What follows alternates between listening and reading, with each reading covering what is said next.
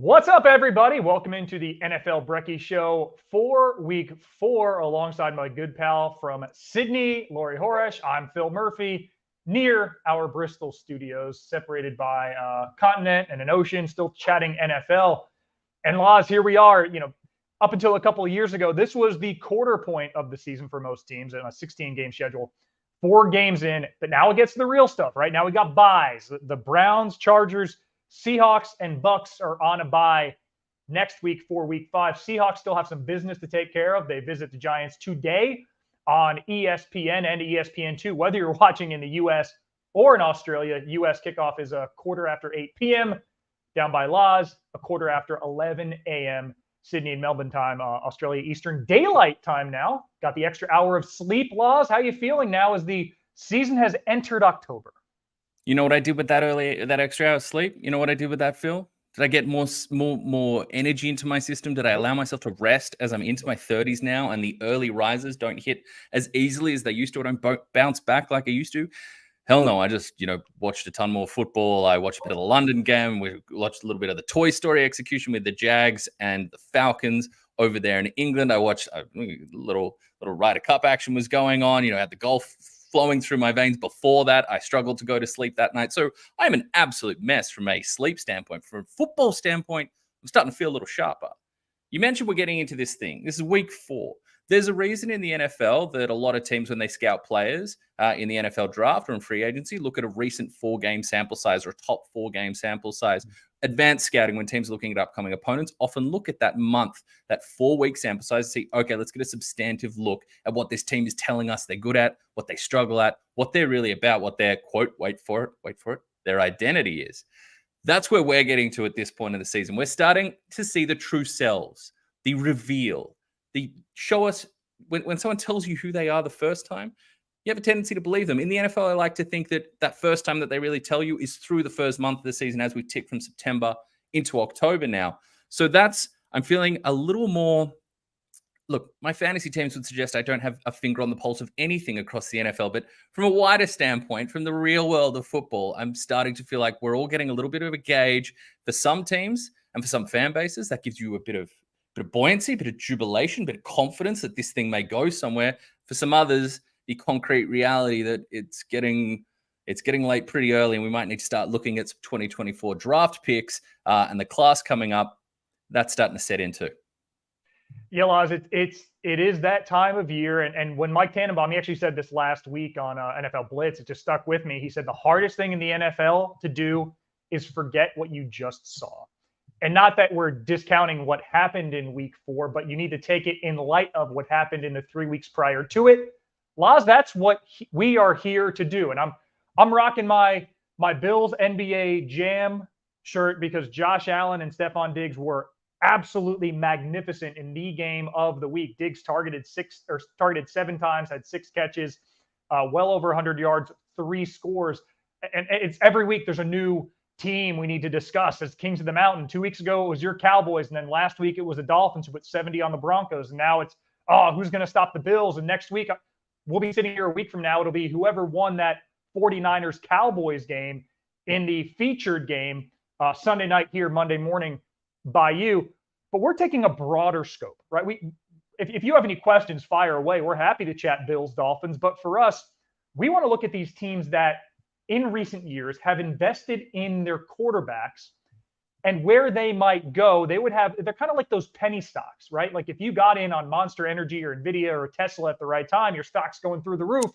These are those teams that right now might be cheap on the dollar, but depending on the situation in their front office, their personnel situation, and of course the person playing under center, the quarterback, maybe they'll have an uptick the rest of this season or perhaps into next year. So you and I are opening the case files again for something that we've done here every year we've done this show, the Early QB Development Bureau, or Early QB Development Burrow, as we spent a lot of time talking about Cincy's efforts to surround Joe Burrow with talent, the EQBDB, except this time we're doing an EQBDB draft, which I've affectionately titled the It Ain't Purdy EQBDB draft, because we're taking Brock Purdy out of it. This is first and second year starters, the situations they're in, how we expect they and their teams to progress over the next 15 weeks, over the next perhaps year beyond that as we get toward the back end of the draft. We're taking Brock Purdy out of it because to both of us, he was the no-brainer top choice given what is around him in San Francisco, how he's performed, and who he's beaten out for that job, and now has San Francisco as one of 2 remaining undefeated teams. And you mentioned that the parity laws and how close and tight things are. In the AFC, every team is between 3-1 and 1-3. It's just all your unbeatens and winless teams are in the NFC. So tight in the AFC. But Laz, we got this Ain't Purdy EQB DB draft. We got to figure out who's picking first. So I have on my person a digital coin flip, right? I just click flip it. Heads says that, tails says the same thing. I will give you the honors to pick heads or tails, and then you can pick first or defer. I don't know why you defer, but go ahead. Give me heads or tails, Laz, as we kick off the EQB DB draft. Proud New South Welshman never does anything but pick tails. So give me tails, Phil. I'm confident this brings the goods. Heads it is. I was going to defer anyway. I wish I could have rigged that. I would have felt very smart and wise. But nope, got lucky, 50% chance. I'm taking heads, and I'm taking who I think is the clear number 1 choice here, given the experience in the front office, given what the head coach has shown thus far, and given the performance of the player himself through 4 weeks. My EQB DB draft is for a team that's tied in first place. You want to talk about how tight the AFC is? How about the AFC South? All 4 teams at 2-2 across the board. Give me CJ Stroud, rookie quarterback for the Houston Texans. That's who I'm going with here. There are a couple other guys who can enter in that conversation for the top pick, but for me, they bring in Nick Caserio, who spent 2 decades in the front office in New England during the Brady dynasty, the rise of the Belichick era, a dynasty we haven't seen in the NFL in terms of duration probably ever. He becomes the GM. He's in year 3, brings over DeMeco Ryans, a coveted coordinator, great defensive mind, who's won over that locker room. CJ Stroud, terrific pocket passer at University at The Ohio State. Through 4 games, he has the second most pass yards of any quarterback through 4 games. Only Cam Newton had more. Cam Newton, who ultimately won an MVP and darn near won a Super Bowl. No interceptions for CJ Stroud through 151 pass attempts. This young receiving core is punching above their weight. Tank Dell, who you in particular loved in the draft, has had some big plays. Nico Collins is looking the part of wide receiver 1. He was magnificent in a blowout win over Pittsburgh. The offensive line is held up in a very winnable division for the Texans this year. This is a team, Laws, that they can get to 8, 9, or 10 wins given their schedule. They're in Atlanta this week. They are favorites there. They should be. For me, I'm taking CJ Stroud at 1, and there are a couple guys at 2 and 3 who I think are worthy of attention as well. I'm just busy listening to your insightful breakdown there, your analysis, your reasoning, your justification. You're rushing to the stage with your pick. I can feel it. And I had 2 names at the top there, and you could have gone either way with how you talked about your front office that's been there for a while.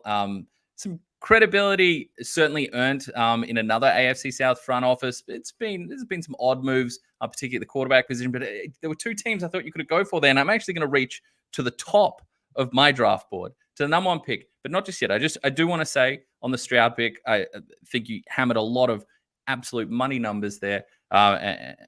What you're seeing from Stroud so far is just like poise and downfield eyes and delivery on time and finding throwing lanes.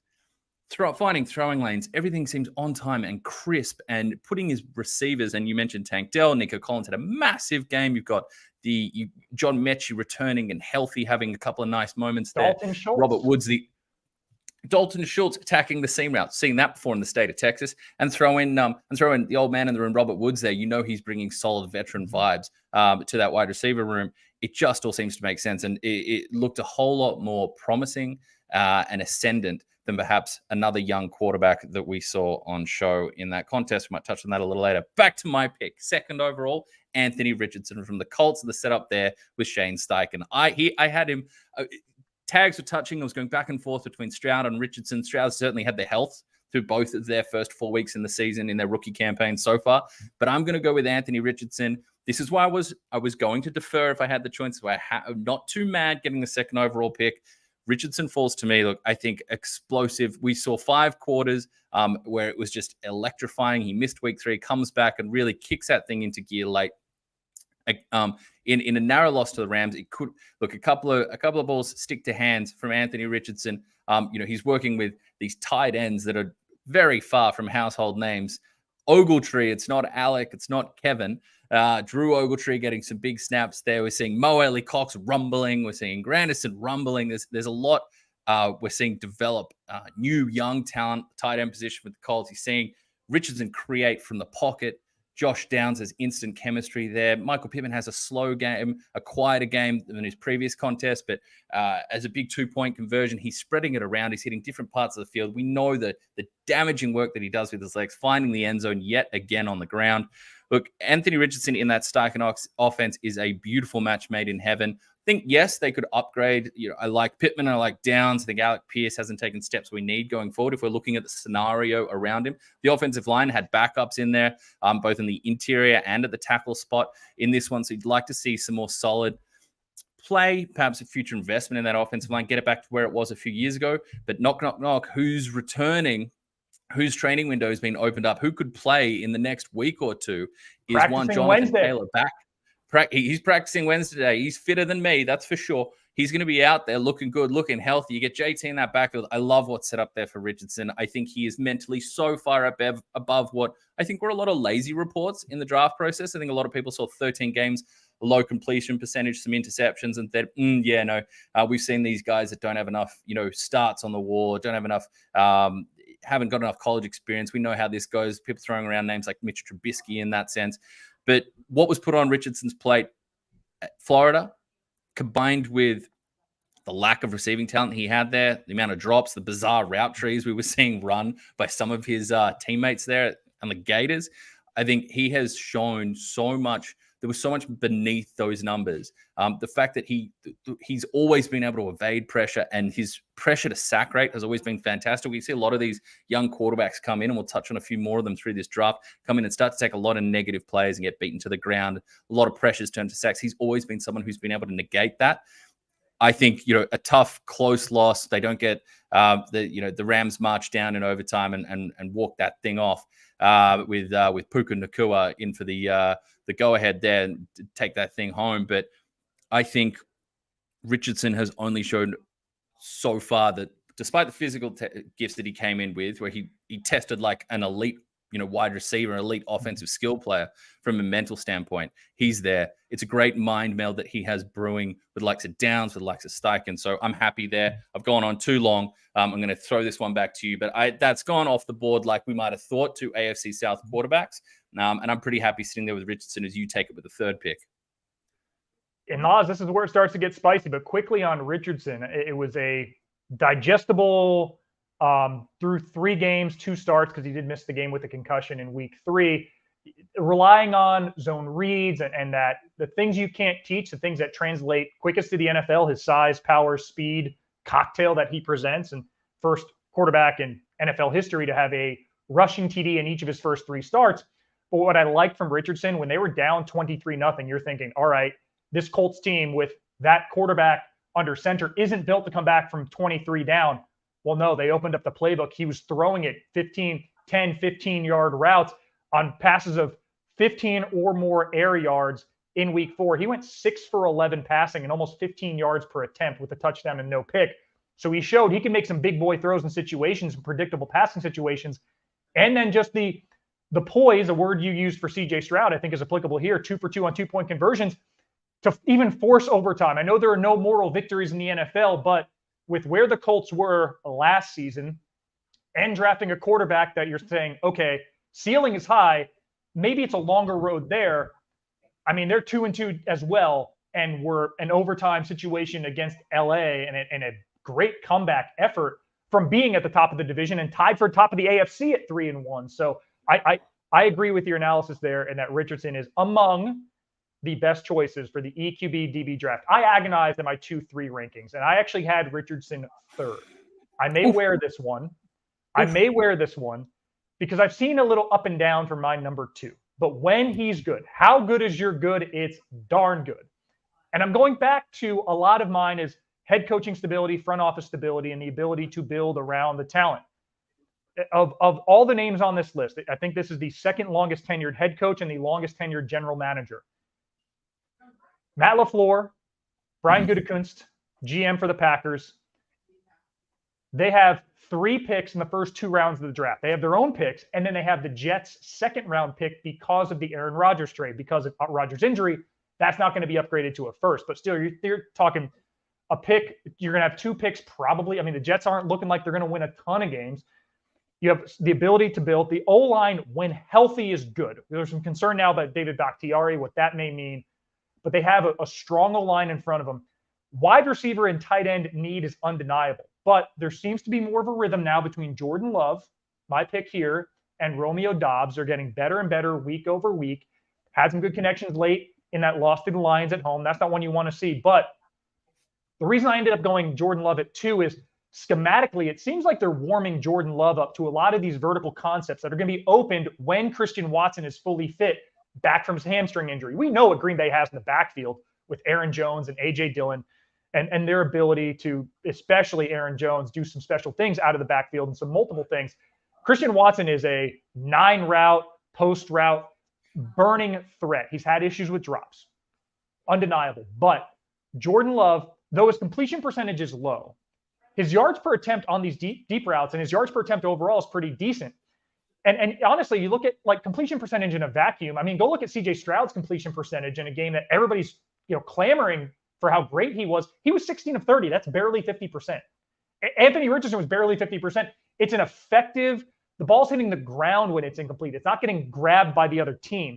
So once Jordan Love continues to get his development with Romeo Doubs, gets Christian Watson fully fit, and then over the end of this year, I think the Lions are going to win that division. But Green Bay, I think, is clearly ahead of Minnesota and Chicago in the NFC North.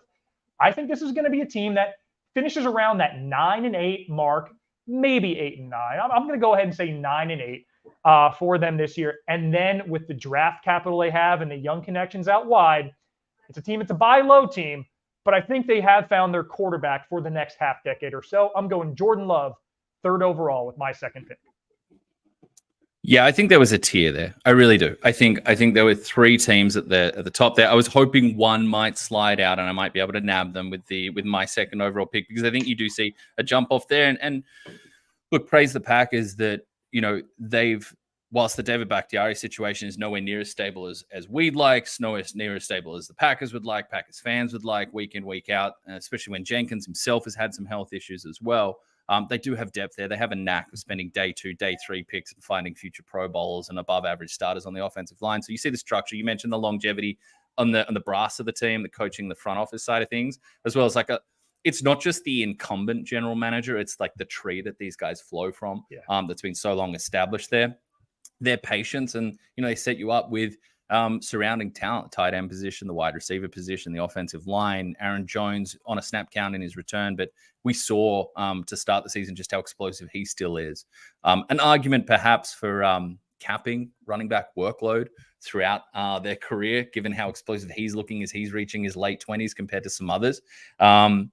So that puts me in a bit of a tough spot.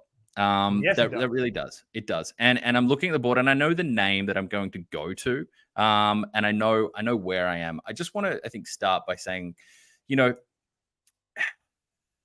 an enigmatic character in the Harry Potter franchise, Sirius Black, had something to say way back when. And I know I'm taking on some bizarre tours, but the world isn't split into good people and Death Eaters. And the early QBDB, the Quarterback Development Bureau, Phil, it's not split into teams that get it all right, like the San Francisco 49ers, and all wrong, like Josh Rosen with the Arizona Cardinals or Josh Rosen at some other spots. It's not that simple. Mm-hmm. There are things that you do well. There's things that you struggle upon. You can't do it. Unlike the 49ers, who have their own schematic way of doing things and their aggressive way of acquiring talent, you can't often do it all in a 6-month period. It does take time. So that's when I look to the Carolina Panthers. And I will go with Bryce Young here. Part of that is a belief in Bryce Young's talent himself as a cerebral operator, his accuracy, how crisp he looks on time. But you'd be lying if you didn't say, look, you look at things like completion percentage over expectation, and he's got a negative, he's middling, he's got a negative 1% mark there. And you do see the limitations that exist. We're talking scenario about the offensive line that hasn't taken a step forward. They're middling as well in the pass block win rate, ESPN's pass block win rate stats. That's an offensive line that people expected to take a continued leap forward into the top 10 and provide a foundation for a smaller, slighter quarterback that broke a lot of thresholds that we expect with a first overall pick. But the fact that he is able to get the juice he has out of someone like Adam Thielen, from a structure standpoint, you like the amount of coaching minds that they have there. You like the fact that whether you're a huge fan of Miles Sanders or not, they thought they were coming in with an investment, an aggressive investment in a ground game to surround it with an offensive line. The process was good, investing and thinking that we were going to see ascendant young talent in the offensive line. The fact that that hasn't poured out or played out into consistent positive run game for Bryce Young to work behind, stand behind a stout offensive line and deal. The moments are certainly there. There's nothing from him that I've seen that have gone, oh, no, I don't like his poise. I don't like what he's doing in the pocket. He's just not going to be able to overcome this. Where you get hesitant, the reason there, one, there's an on-field production. Two, there's just the talent you see on the field. And three, there's just some of the murkiness around the strategy. The fact that we're hearing reports on game day that the Panthers are looking at acquiring a wide receiver. I know they had to give up a piece in the trade to get up for Bryce Young, but the fact that they just saw DJ Moore go to the Chicago Bears this calendar year, the fact that now we're having conversations, we probably need to get him more, and that buzzes around. Oh, we could have seen that. We didn't think Jonathan Mingo was going to come in as a non-first round rookie and absolutely light things up. But it's just a little bit, like I said, it's not all divided into nailing it 100% and nothing but F minuses across the board. There's gives and takes here. They need to address that soon. I think there's some interesting names you could look at, perhaps some star wide receiver talent on floundering teams that might want away. Whether they want to go to the Panthers is you need to sell that destination pretty well. But I would be pretty aggressive in doing this because it's quite apparent. While it's great to see Adam Thielen become, you talk about a fantasy zombie, throwback term from the old ESPN fantasy articles. I remember talk about someone coming back to life. It's great to see him having big days. It's not something that points you to a consistent down and down out offensive success rates to sustainability. So this is probably more on faith in the offensive minds that they brought in there. I do believe in Frank Reich as a coach and the talent of Bryce Young himself, and the idea that I think they've done the process hasn't been all wrong. I just don't think the results have gone the way that they expected.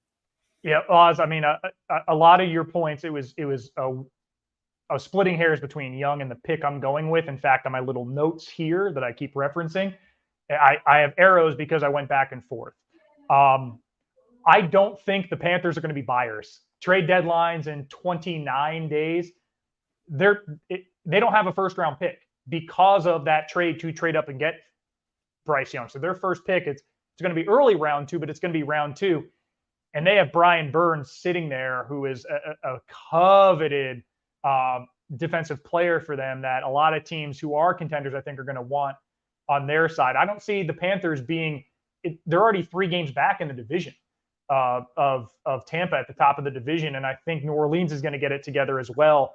So I think the Panthers are going to be sellers, which is probably a good thing for a Bryce Young because they're going to get picks back that will allow them to build. But if the draft were tomorrow, this is a team with a thin O-line and no first-round selection and not a ton of skill position talent, which is why I was a little happy that you made that pick because it allows me some plausible deniability. One, in 1A, the guy who I gave the slimmest of margin to here because of his situation and what he's shown through 4 weeks this season, and that's Sam Howell of the Washington Commanders with year 4 head coach Ron Rivera, who has, listen, all the time you get the vote of confidence.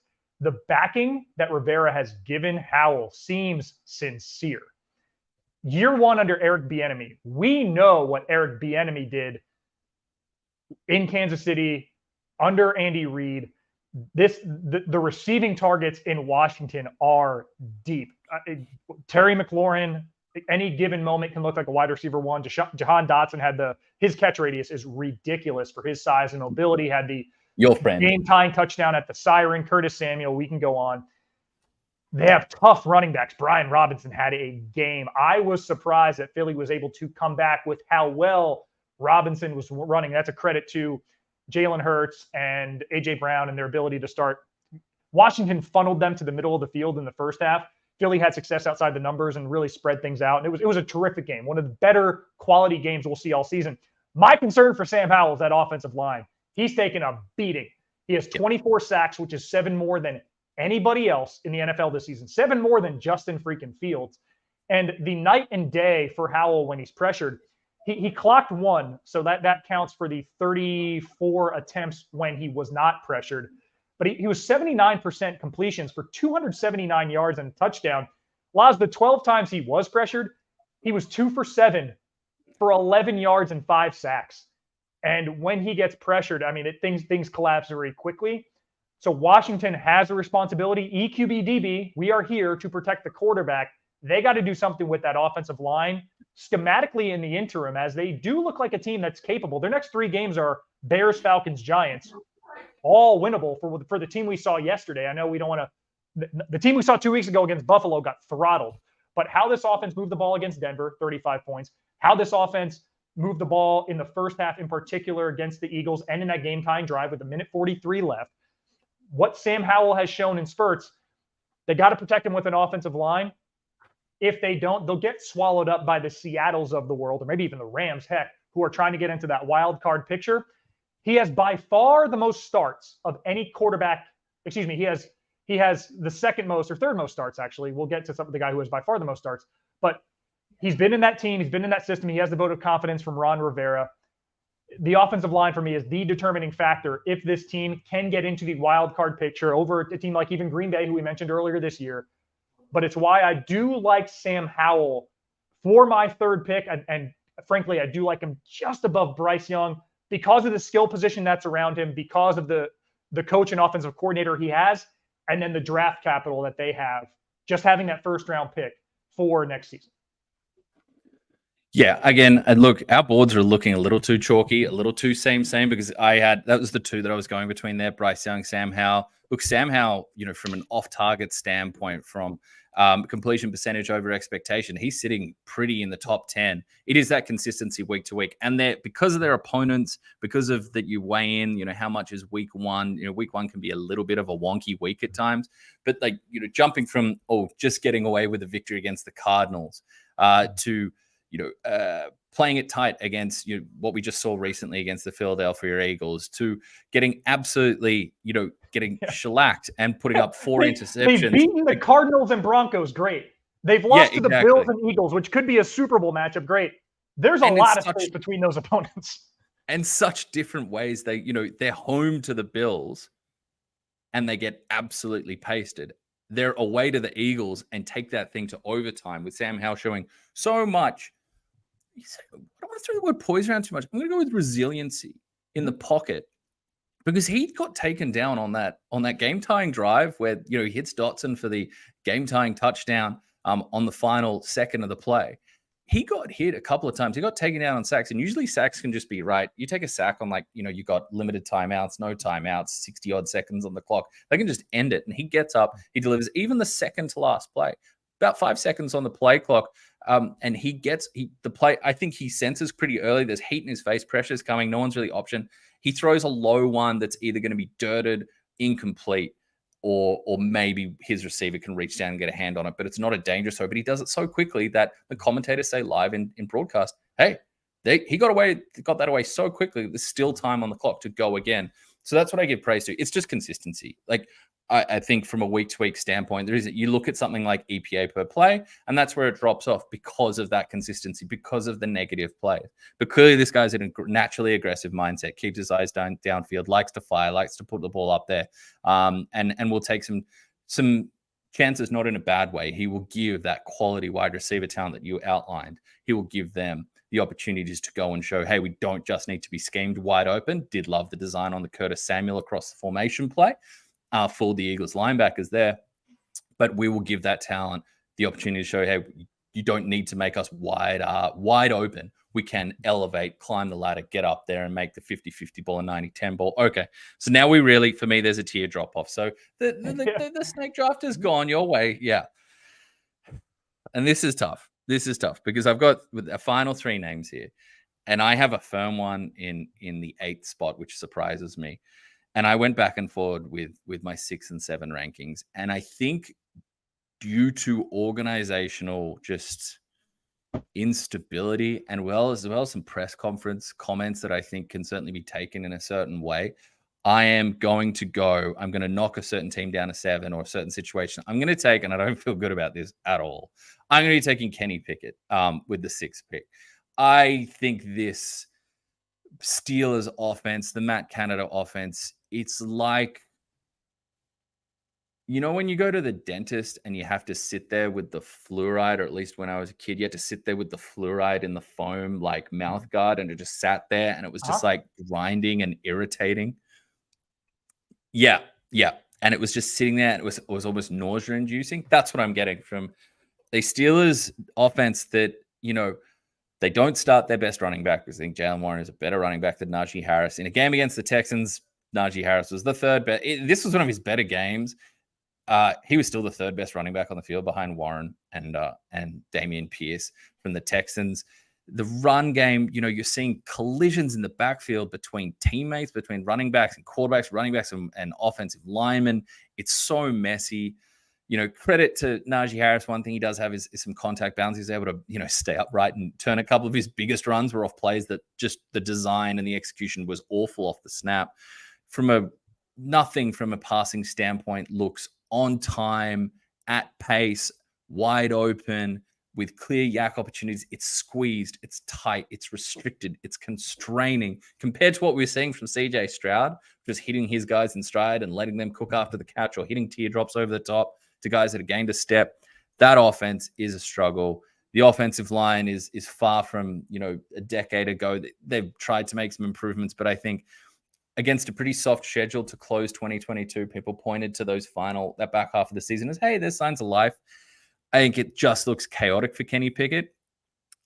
The reason he's not lower is because, despite words from Mike Tomlin that nothing, that there hasn't been an inkling that we've got a massive change coming, I have faith in Tomlin as a head coach. It's his fault, ultimately, or him in the front office, but it's on him that the offensive staff was retained, that Canada was given the job and left with the job over an off season where there honestly wasn't merit to not look at something more creative, ingenuitive, something to spark this thing. I think they have talent, and that's what probably holds them up above others. Deontay Johnson will come back. George Pickens is there. I do like their second running back, Jaylen Warren, quite a lot. You do have Pat Fryermuth. I know he got banged up in this one. You do have talent.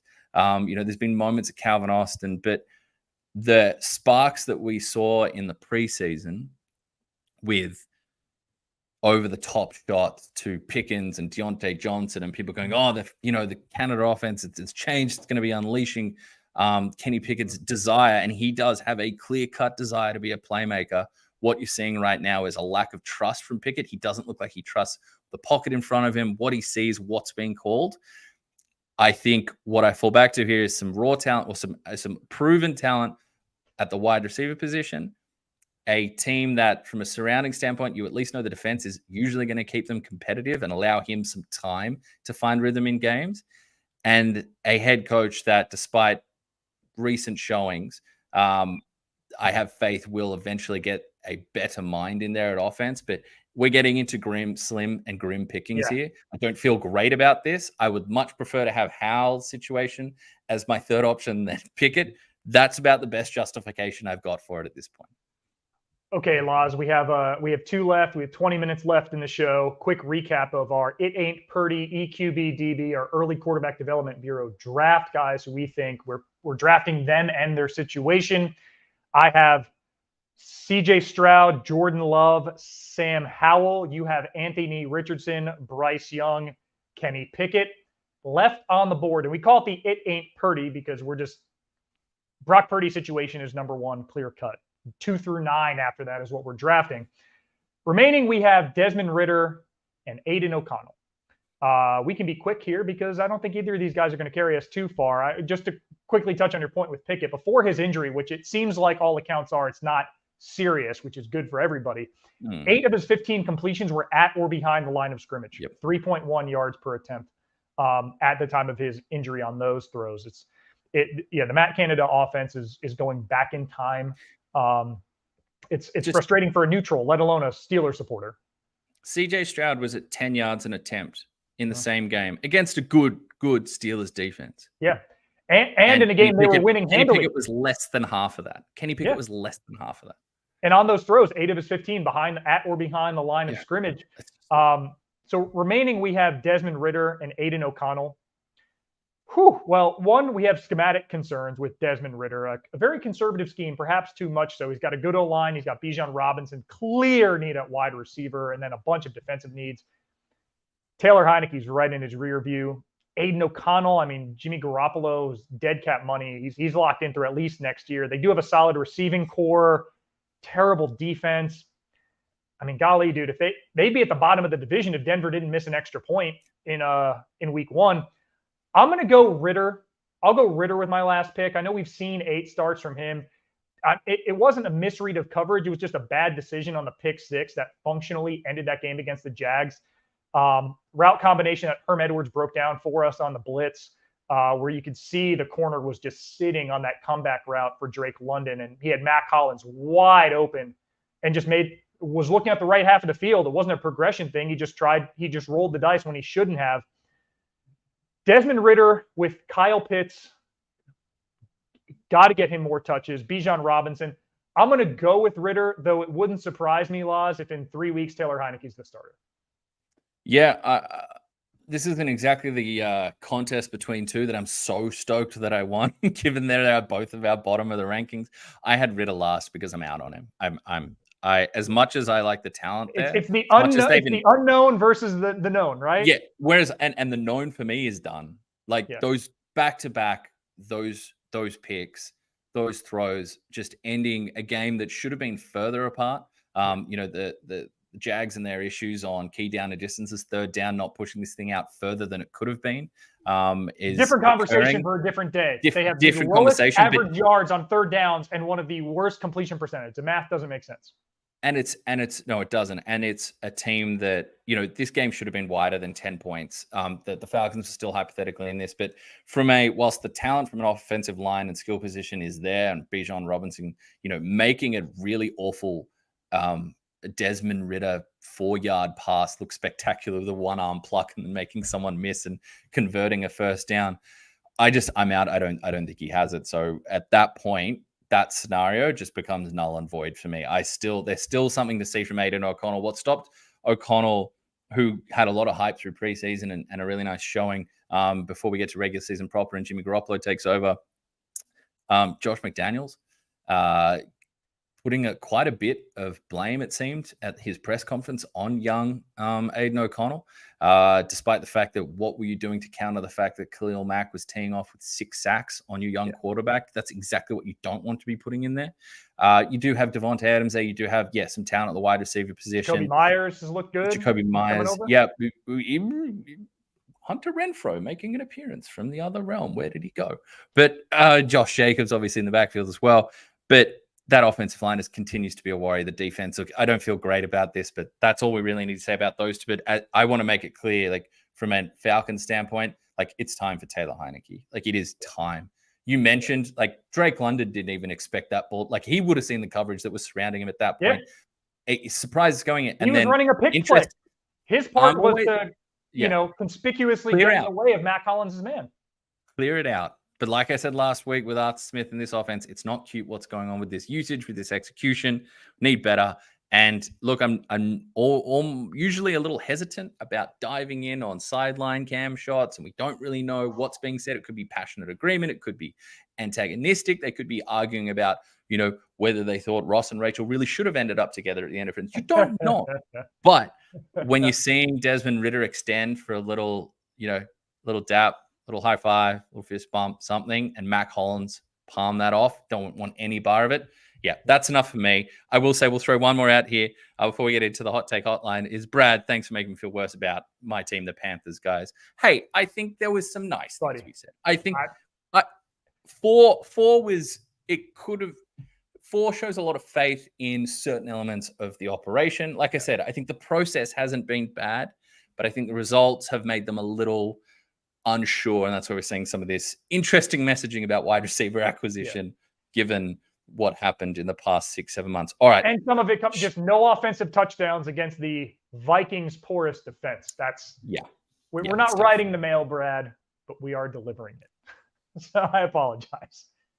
Well, Laz, with that, and as we start to take the final lap of our show, it's time to not just speed things up, but spice things up with the Hot Take Hotline presented by Macca's, where throughout the week you send us your spicy hot takes, and Laz and I give a 60-second react or so. And a lot of these, honestly, Laz, there's some overlap with the young quarterback situations and the questions therein. First, we start with at Ben with no numbers saying, quote, Steelers defense is so bad. Mike Tomlin and Bill Belichick catching a stray, claiming paychecks solely based off past success. As a Steelers fan, all Mike wants is that 500. He is mediocrity manifest. Now, when you and I saw that, we're saying that's number one on the hot take list. Mike turning on Mike Tomlin. I think that's a direct result of expecting to get back on track and get, honestly, not back on track, get to 3-1 with the win over the Texans on the road. And this Steelers team, yet again, off to a painfully slow start. Go look at their first 5 series against San Francisco's 3-and-out pick, 3-and-out times 3. They're down 20-0. Even in the win over the Browns, they had the pick 6, great, but then their offense, interception, 3-and-out, fumble lost. And then in this game, it's interception, 3-and-out, 3-and-out. You're looking at the scoreboard, you're down 13-0 on the road against a very poised, confident, comfortable team in the Texans. Steelers, you got the best edge rushing duo perhaps in the NFL in Alex Highsmith and TJ Watt. They had no sacks for the first time since week 7 last year. They had 13 through 3 weeks, which was the most in the NFL. Slow starts coupled with a defense that's not able to get to the quarterback. Mike Tomlin does not want mediocrity, but 500 kind of feels like where this team is going to land. And I put the concern more on the coordinator. Laz, maybe that's the change that Tomlin was teasing, that there may be a shift in who's running this offense if it continues to sputter as it has. It needs to. It needs to. I love the fire. I love, Ben with no, was it number or name? Ben with no number. Ben with no number. Clearly he's got a name. I love the heat that Ben brought. That's exactly the tone set that we want for the hot take hotline. Some spice, some flavor, some good old fashioned passion on a Monday evening when your team has been boat raced by a Texans team that's just, I think it's a smarter operation from look who they go. They go get Bobby Slowick to be the offensive coordinator, who comes from the 49ers tree, who spent 6 seasons there. And you think about something that the 49ers have been able to do for many years when the offensive line either wasn't healthy or they had some question marks on the interior. Generally, that scheme has allowed you to elevate your talent on the line and perhaps plug up some holes. If you've got backups in there to lift them and allow them to execute a task at hand, despite not being the most overwhelming talent themselves. And we're talking about a Texans team that was without Laramie Tunsil, without Titus Howard, and without Juice Scruggs, a new center who are coming back from injured reserve, who are eligible to come back at this point of the season. So they're getting there. So just some lessons there that a Steelers team that did try to shore some things up front, they're not playing to their talent. I just think there's a smarter way to go about things. That falls at Mike Tomlin's responsibility. I'm not getting rid of him yet, but I am asking some very hard questions. All right. Let's keep this thing moving. Yeah. Next hot take hotline. And this, we combined a couple because there are a couple here that were really, trio. There was a trio of voices or multiple voices hitting on some similar notes here. So I've condensed, but from Ricky D. Ryan and Wizard Mellon. Okay. The Commanders offense hanging tough with the Eagles. Commanders are going to cause upsets this year. The Commanders are better than advertised. They're fighting hard. You can't deny them. The Commanders, they're coming. The Commanders are here. They're knocking at the door. This passion or this belief in the revival of Commanders, while you and I have concerns about that offensive line, I think we broke down before with Sam Howell getting picked where he did in our EQBDB draft, early quarterback development bureau draft. I think, look, the Commanders for me are bona fide 100% the berserker team of this 2023 season. Like we said, they got blown out by the Bills at home and then go on the road to the Eagles and play them to overtime. Could have snatched that one or stolen it. They're a berserker team. They're going to turn up and they're going to cause topsy-turvy results throughout this season. I think the defense I know they give up more than 30 points against obviously a very talented Eagles offense, particularly when that offensive line, the ground game gets going. A better day from Jalen Hurts. But, they weren't far away from turning a couple of possessions here. Emmanuel Forbes almost had a takeaway here and there in a meeting with A.J. Brown, where A.J. Brown goes off for 175 yards and 2 touchdowns. But there were moments there where he's not afraid from the fight. He's going to get you some turnovers. I think Commanders in general, I think they're poised with that defensive front, improved secondary, and what we're seeing from offense, even if the foundation at the line is still a question mark on any given Sunday. Mm-hmm. Monday in Australia. They're Tuesday when they play on Monday Night Football. Or Friday morning when they play Thursday Night Football. As we go through the days of the week, like I'm telling my son Charlie about the calendar of the month ahead. He thinks it's Halloween already. Little does he know we don't actually. I'm not sure candy's happening, buddy. Anyway, we're getting sidetracked here. Commanders, reason for passion. I don't think there's reason for belief they're going to be contenders, but they are bona fide. From this passion, from this the fervor we're getting from these responses on Twitter. They stunned, they shocked, they impressed, they earned admiration. They are, for me, bona fide locked in the 2023 Berserker team that are going to cause all sorts of chaos throughout the season. Yeah, Lawson, in that sense, they're constructed very differently, but it's kind of like the Giants last year where it's like, golly, if this team gets in the playoffs, we want no part of them just because they're so volatile. They can play a defending Super Bowl champ toe-to-toe, or sorry, a defending Super Bowl runner-up toe-to-toe and into overtime. Yeah, their defense has allowed 30 or more in 3 straight games, but I touched on their schedule earlier. At Chicago, who's just downtrodden, Chase Claypool's not allowed to show up. And, I mean, they're just broken after blowing a 21-point lead to the Broncos. It's going to be a mentally tough game for Chicago. Washington goes Chicago, Atlanta, New York Giants. They get a rematch with the Eagles in D.C. That's no gimme for Philly. And then they get the Patriots do Washington on the road. Who knows where that team's psyche is going to be as they've now dealt with injuries. So Washington, you look at the first half, they were able to funnel Philly to the middle of the field. Philly only had 3 passing attempts outside the numbers in the first half for 3 total yards.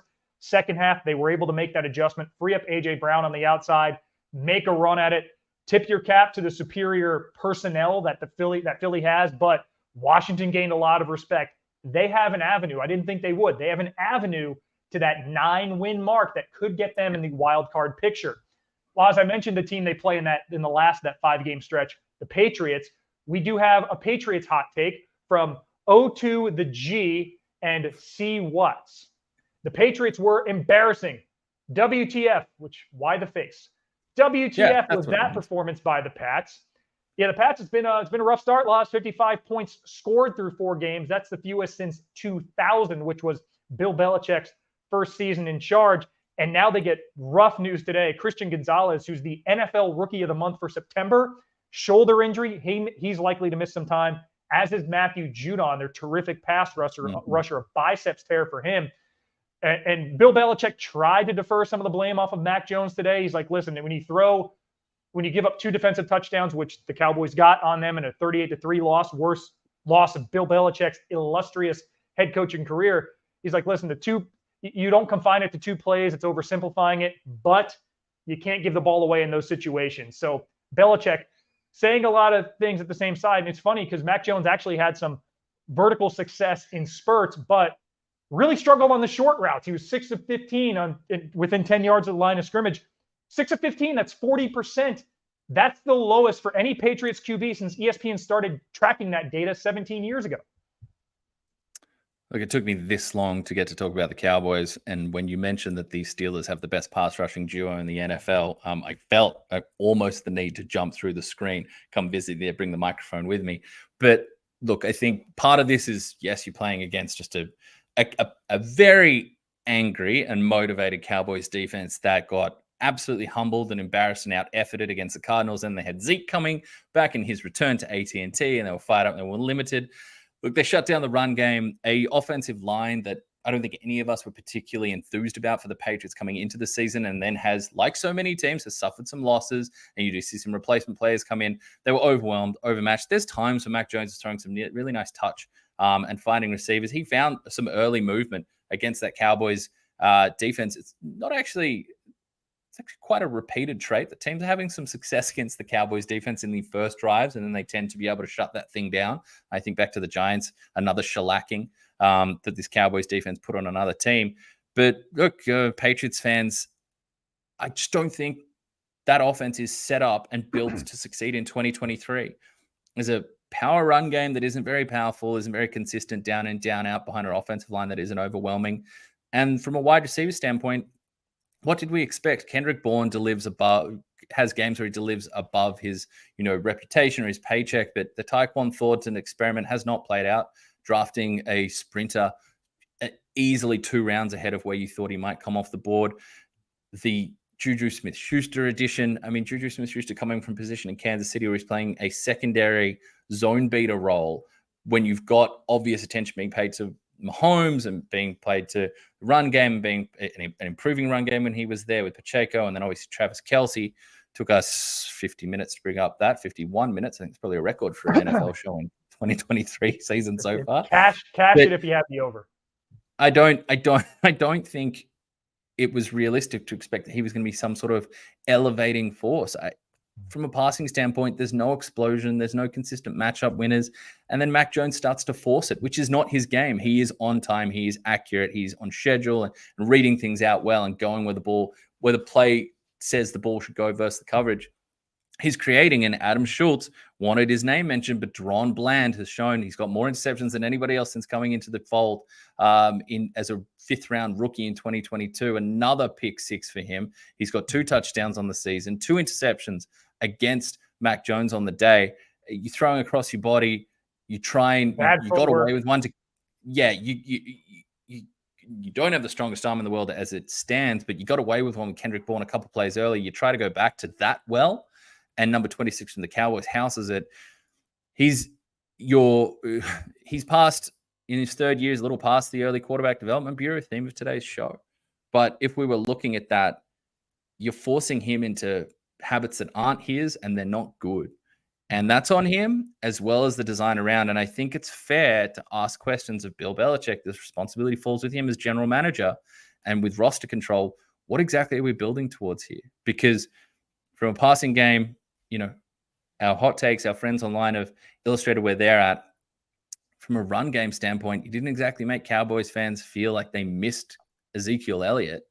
I just think an entirely disappointing, but an entirely predictable result of what we're seeing from the Patriots. They're just not consistently set up to succeed as a passing game and as a 2023 offense. Yeah, and you got the guy who seems like he's going to run away with defensive play of the year, Micah Parsons. 10 pressures of Mac Jones and then ultimately Bailey Zappi. And New England quarterbacks, plural, were 1 for 8 with a sack on those 10 pressures. So they only took 1 sack on 10 pressures from Parsons, but a lot of bad decisions on those and just complete inability to move the ball. And Belichick said, hey, yeah, again, we're not going to confine it to 2 plays. It looks bad when you do that. But at the same time, it has to get better because those 2 plays forced the team to play just not according to the script that they would prefer. Last one on the Hot Take Hotline, then we'll get you out of here with some Monday Night Football props. Hot Take Hotline, Brad says Anthony Richardson is one of the most fun watches in the NFL. Yeah, absolutely. Brad, I love you. I don't even think that's that much of a hot take. No, I've scratched it out for Brad. I scratched it out for him. I scratched it out. We've taken away one of, and it's is the. He is the most entertaining, electric player in the NFL today. Well, I don't know. I mean, it's still Patrick Mahomes on his day, gets the nod for me, but Richardson showed in that second half the promise and the reason for hope that this franchise has. And listen, I know he spotted them a lead that Gardner Minshew held on to in an earlier game in one of their wins, and then Minshew started the next one. Anthony Richardson, the pieces are starting to come together. And now the Colts, who are tied for first in a 4-way tie in the AFC South, we have a reset through 4 weeks there. It's Titans, Jags in the next 2. Jags finally coming back stateside. Titans, Jags, Browns, Saints, Panthers. This is the stretch. Okay, you're playing against some good defenses in there, so a very good defense in Cleveland. If Indianapolis can come out of that stretch still within range, now we got something worth talking about. We could be talking about the Rookie of the Year. All right, here's why he is the most entertaining man in the NFL today, the most entertaining watch in the NFL today. And the reason I say this, Phil, is because it doesn't matter. Expectation matters with what we experience. Let's not get too existential here for a minute, but Consider Patrick Mahomes. Consider the Eagles' offense and passing game. Consider even the 49ers, who, whilst they sit atop my power rankings and they are delivering with brutal efficiency and overwhelming talent, Christian McCaffrey having, triple-figure days with 3 touchdowns, while it wows you on the fantasy board and whoever drafted Christian McCaffrey in your league, well done. Yeah, what we saw from Allen and Diggs, I don't think week in, week out, any of those big names are overwhelming us with expectation. The Colts are. And I know we have time, so just bear with me one moment here, but I'd like you to consider one thing. And I'd like to consider the franchise. And the franchise is, let's consider the Fast and the Furious franchise here for a minute. When we're at Fast and the Furious 2, Too Fast, Too Furious, when we're at Tokyo Drift, and even after Fast and the Furious 4, where you get Vin Diesel back in the fold, you're in a middling area. There's some signs of occasional promise, some quality parts of the roster, but it's not clicking. There's a confused narrative. What's the direction? Where are we going? Our expectations are low. And then enter Fast and the Furious 5, an absolute heat seeker of an action movie where it brings it all back together. Consider the expectation of the Colts franchise. Yes, there's been, since the Andrew Luck early retirement, which still pings my heart to this day, especially when you see him dressed up as Captain Andrew Luck a couple of weeks ago on Thursday Night Football. It's beautiful. But consider where they've been with, we've had Sam Ellinger starts. We've had the hope of Matt Ryan. No, we've had the hope of Phil Rivers. Oh, a little bit of promise. Yeah, we've had Jacoby Brissett, who will always provide a couple of performances that will lift and elevate you, but nothing that is really cohesive in the direction we're going. And then we get it. And then we get it. We get Anthony Richardson. We get Fast and the Furious 5. Consider expectation. It matters. That is why he's the most entertaining, electrifying man in NFL today. That's all I got to say about it. That's the be all and end all. Where you expected us to be, what you thought you'd be seeing from the Colts in the 2023 season versus what we're seeing now. It's explosive poetry, and I encourage everybody to tune on in. Laws for 30 of the 32 teams in the NFL. We are 4 games into the season. The Browns, Chargers, Seahawks, and Bucks head into a bye week for week 5.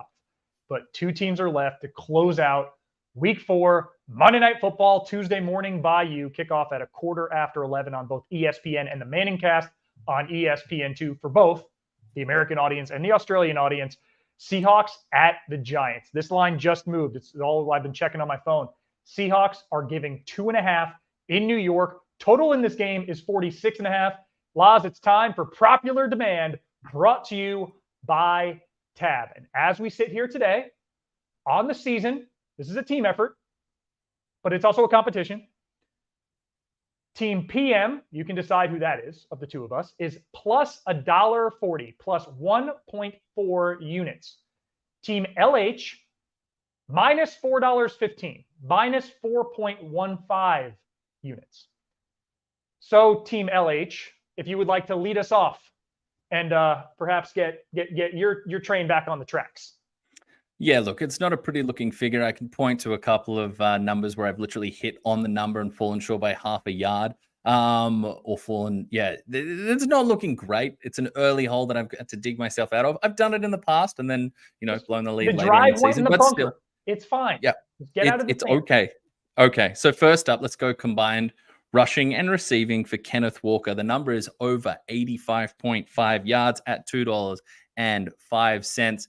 Look, I think we saw, you go back a week ago and you saw the explosive over 100 total yards, past 150 total yards for Kenneth Walker in total yards from scrimmage. So I think what we've seen from the Giants defense doesn't overwhelm you. Running backs are routinely going for over 4.5, 5 yards a carry against them. I think Kenneth Walker's a problem.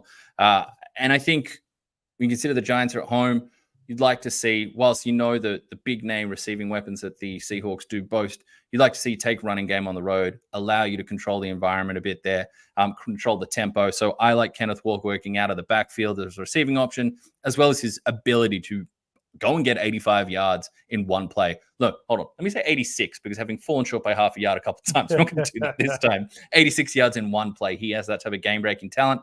I like that you're getting plus money there or plus even odds. So, yeah, that's me. Over 85.5 rushing, receiving yards for one. Kenny Walker the third.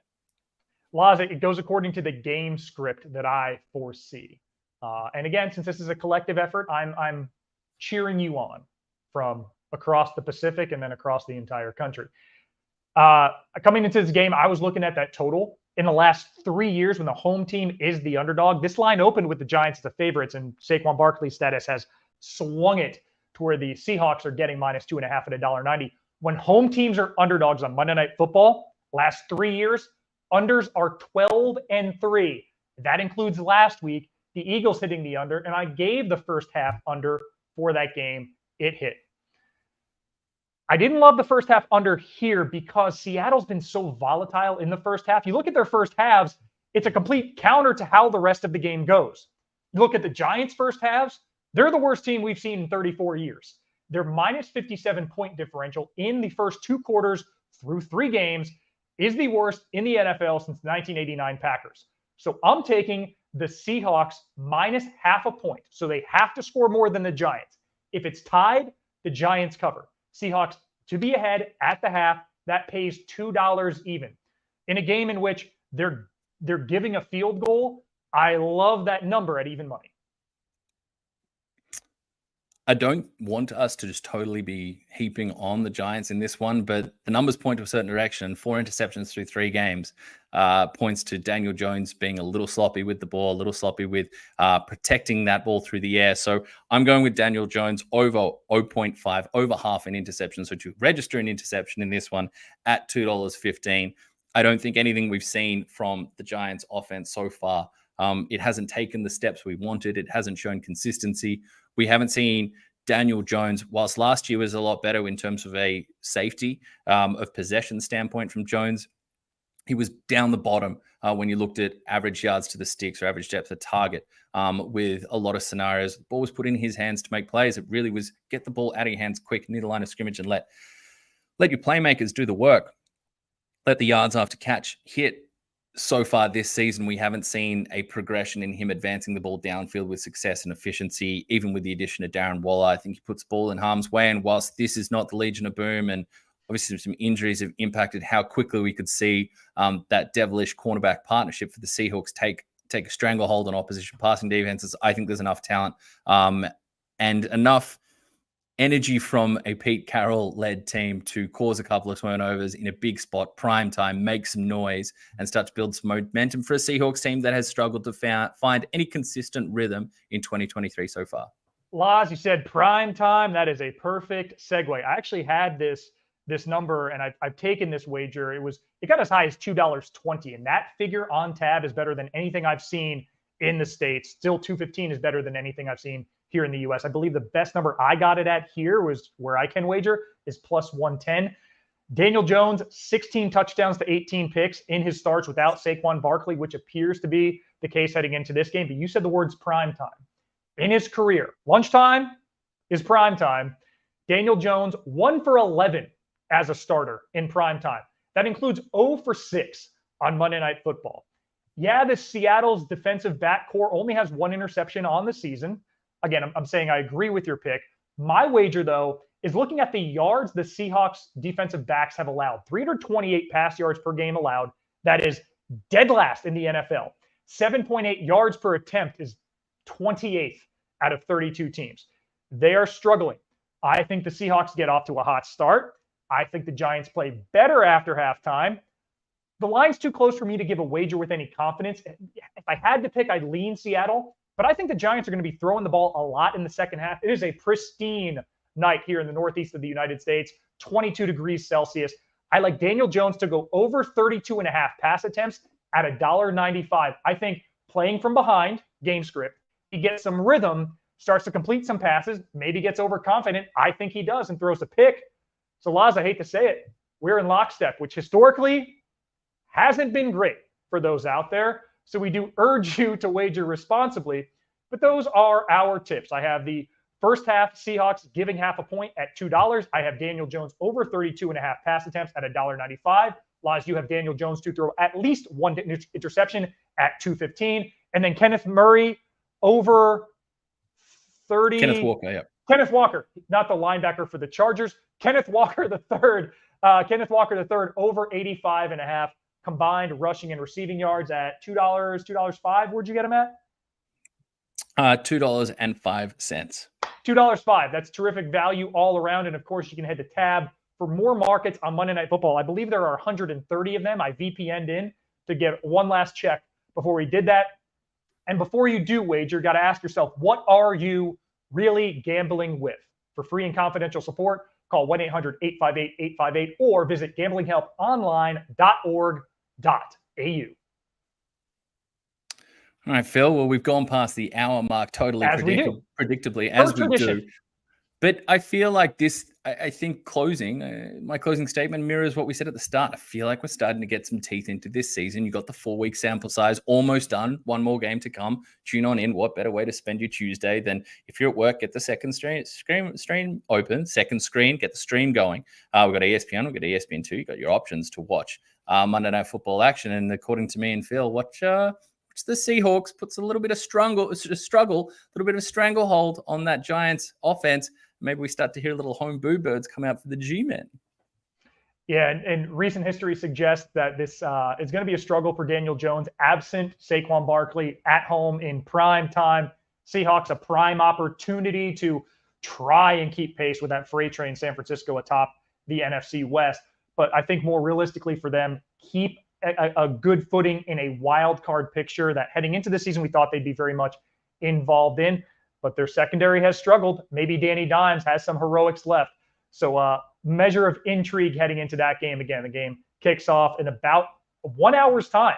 So quarter after 8 p.m. Eastern Daylight Time U.S. We're still on Daylight Time. You just moved on to Daylight Time. You're 15 hours ahead. So a quarter after 11 a.m. on ESPN and ESPN2, both in the U.S. and Australia. Well, with that, Laz, I think we can say farewell for now. Thank you guys for hanging out with us. And thank you especially if you made it to all the way through the NFL Brekkie show. We hope we gave good counsel in our last segment heading into Giants Seahawks in particular. But Laz, yeah, if you want anything else on the NFL world, keep it on ESPN.com. I'll be back Friday morning with Mike Tannenbaum on the Blitz, Monday morning with Herm Edwards on the Blitz as well, and all sorts of features throughout the week ahead. It's always fun to chat NFL with you, our audience in particular, and Laurie Horesh, my good pal. So thank you for joining us,